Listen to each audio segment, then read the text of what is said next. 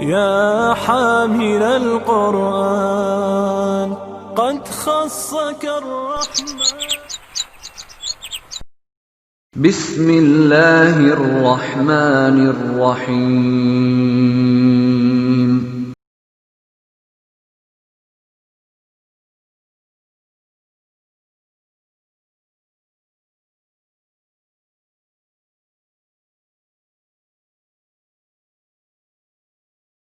Bismillahirrahmanirrahim. Assalamualaikum warahmatullahi wabarakatuh.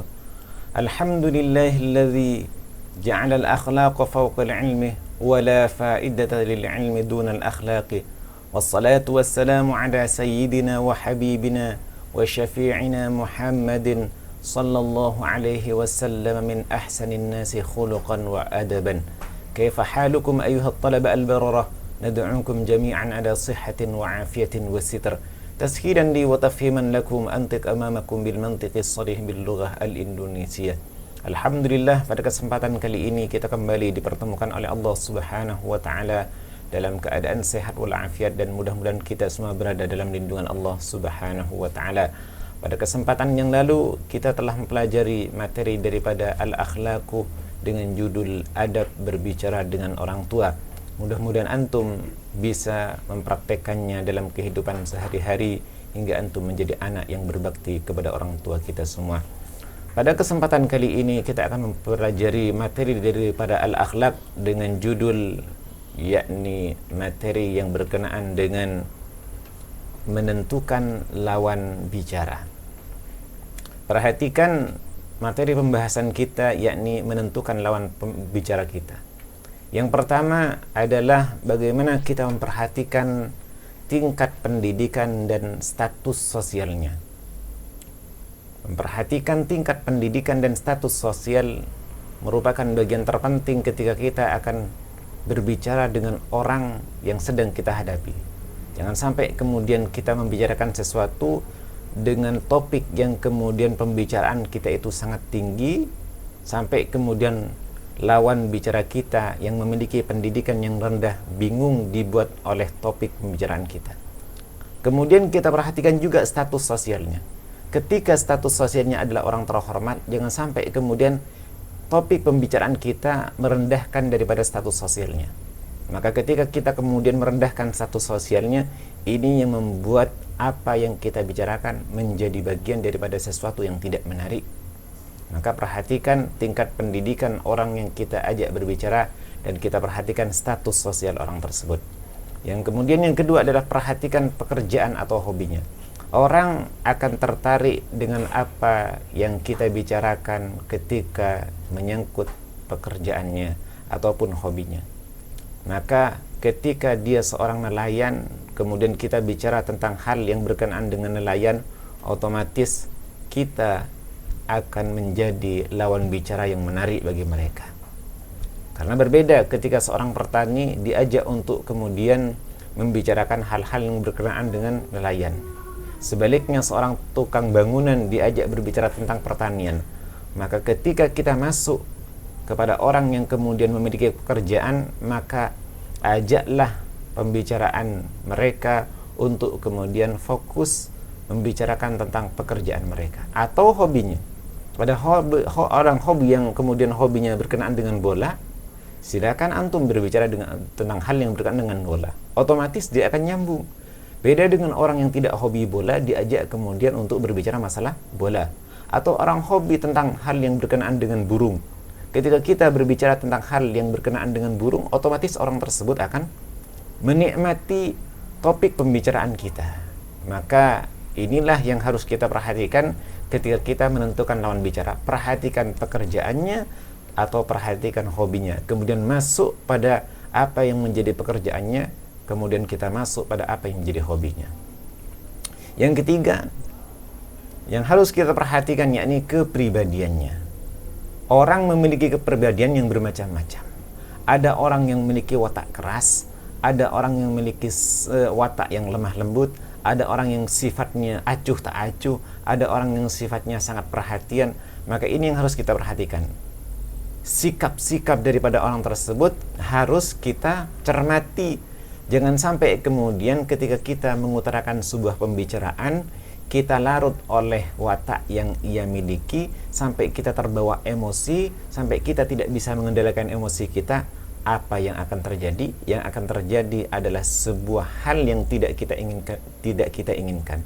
Bisa saja kita bermusuhan dengan orang tersebut karena kita tidak mengenal wataknya. Jangan sampai kemudian kita berbicara sesuatu hal yang kemudian memancing dia untuk kemudian menjadi marah. Jangan sampai. Perhatikan wataknya. Tunggu orang tersebut berbicara sampai kemudian kita bisa meraba-raba. Sebenarnya watak orang ini bagaimana? Sebenarnya sikap orang ini seperti apa?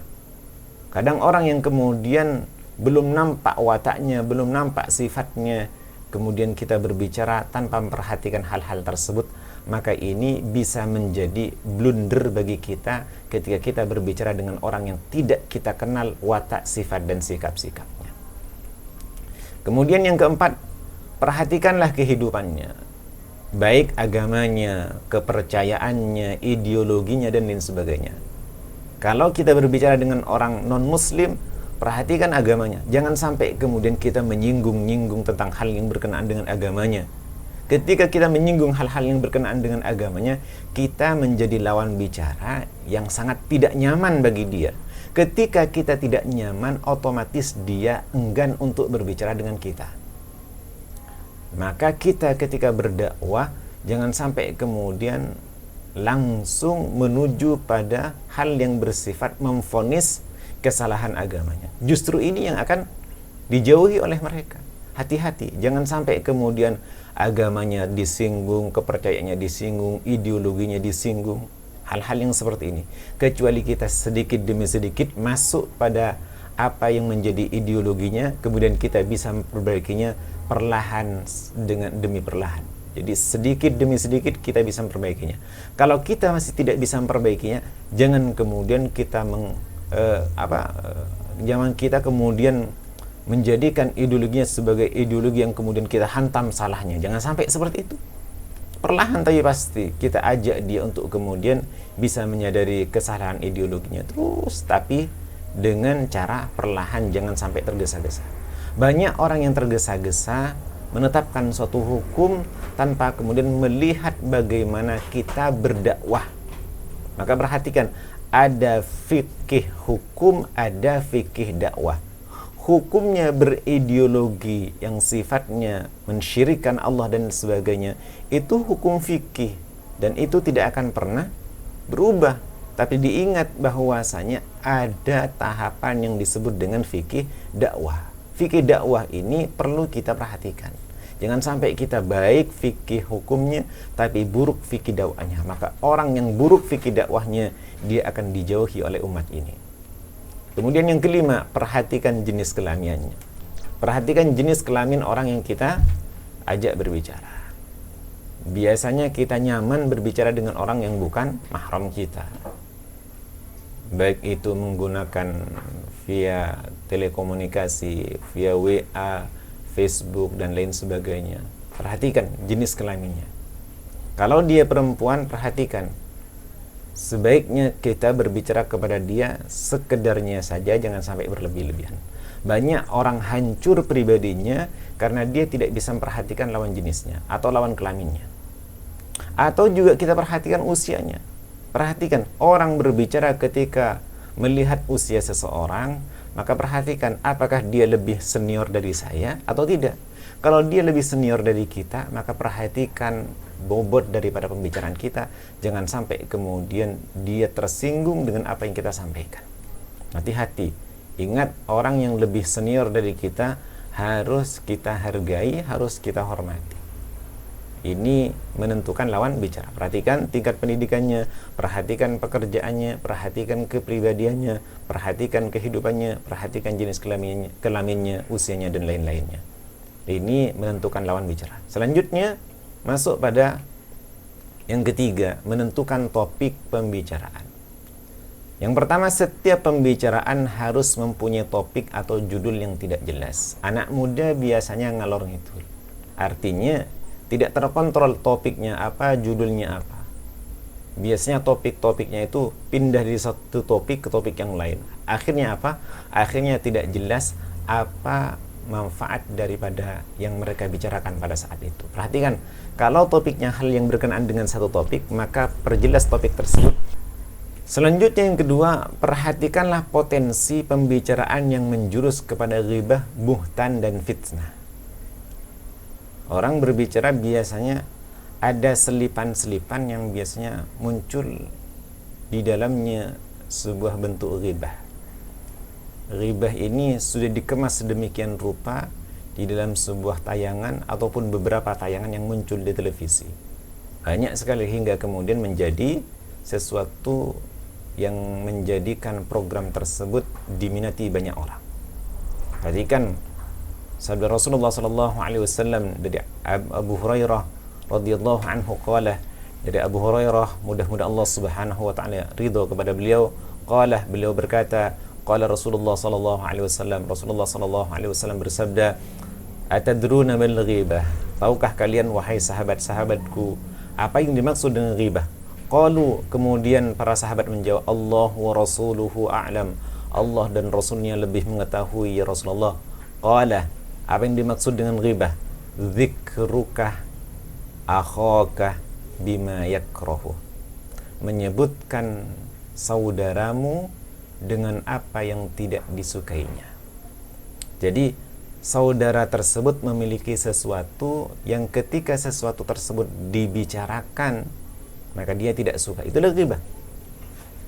Itulah ghibah. Walaupun itu kenyataan, sesuatu yang nyata, aib yang nyata, baik aib fisik ataupun aib yang berkenaan dengan kejiwaannya ataupun kepribadiannya, disampaikan atau dibicarakan kepada orang lain, dan itu ada pada diri saudara kita, itulah yang disebut dengan ghibah. Kemudian qila, dikatakan, afara'aita, bagaimana pendapatmu ya Rasulullah, kata para sahabat, in kana fi akhi ma aqul, jika ada dalam diri saudaraku apa yang aku sebutkan. Jadi ada sesuatu yang aku sebutkan dan memang itu ada pada diri saudaraku. Kemudian Rasulullah bersabda, qala in kana fihi ma taqul, jika ada sesuatu yang memang ada pada diri saudaramu kemudian engkau ungkapkan atau engkau bicarakan, faqad irtabatahu, sungguh engkau telah ghibah, berbuat ghibah. Wa illam yakun fihi, dan jika tidak ada sesuatu yang ada pada diri saudaramu, ma taqulu, apa yang engkau sampaikan, faqad bahattahu, maka sudah engkau melakukan perbuatan buhtan. Buhtan itu mengada-ngada sesuatu yang tidak ada pada diri saudara kita, namanya buhtan. Membicarakan sesuatu yang ada pada diri saudara kita dan ia benci untuk diungkapkan kepada orang lain, namanya ghibah. Sedangkan engkau mengungkapkan sesuatu yang tidak ada pada diri saudaramu, maka itu yang disebut dengan buhtan. Buhtan ini kedustaan yang disampaikan kepada orang. Maka ghibah dan buhtan ini sesuatu yang menjadi hal yang umum pada kondisi kehidupan kita. Kemudian yang ketiga adalah perhatikanlah nilai dari topik pembicaraan yang akan kita bahas. Perhatikan, apakah topik pembicaraan kita itu menambah pengetahuan kita atau semakin membuat kita itu tidak tahu apa-apa. Maka kira-kira topik pembicaraan itu bisa kita ambil ilmunya atau tidak? Maka ilmu itu bisa didapat dimanapun saja, kapanpun saja, dari siapapun saja. Kalau kita berbicara dengan orang yang pandai, maka ambil ilmunya sebanyak-banyaknya. Maka orang itu ditentukan daripada kondisi temannya, ditentukan dari kondisi isi pembicaraannya. Semakin dia banyak berteman dengan orang yang pandai, orang yang pintar, orang yang alim, otomatis dia akan mendapatkan bagian daripada ilmunya. Sebaliknya, orang yang kemudian berbicara dengan orang yang bodoh, maka dia sedikit mengambil ilmu yang ada pada diri orang tersebut. Maka pergunakanlah topik pembicaraan kita untuk bisa menimba ilmu sebanyak-banyaknya. Selanjutnya yang keempat, berbicaralah sesuai dengan kondisi kemampuan dan pengetahuan kita. Jangan sok tahu. Orang sok tahu ini memunculkan sesuatu yang sifatnya nanti mengada-ngada. Jangan memaksakan sesuatu yang tidak kita tahu. Apa yang tidak kita tahu jangan kita ungkapkan. Apa yang kita tahu kita ungkapkan. Jangan sampai kemudian memaksakan sesuatu yang kita tidak tahu, yang ujung-ujungnya bisa munculkan sesuatu yang sifatnya menduga-duga. Hati-hati, ini ada dalam pembicaraan kita sehari-hari. Maka sampai di sinilah pembicaraan kita ataupun pembahasan kita tentang hal yang berkenaan dengan sesuatu topik pembicaraan dalam kajian kita ataupun dalam pembahasan kita pada kesempatan kali ini. Sampai di sini pembahasan kita. Hadanallahu wa iyyakum ajma'in. Ingat, kualitas diri kita, kualitas dirimu diukur seberapa baik bobot dari pembicaraanmu. Kalau pembicaraanmu baik, berbobot, maka itulah kualitas dirimu. Akan tetapi kalau bobot daripada pembicaraanmu tidak berkualitas, maka itulah kualitas dirimu. Hadanallahu wa iyyakum ajma'in. Kita tutup majelis kita dengan bacaan hamdalah.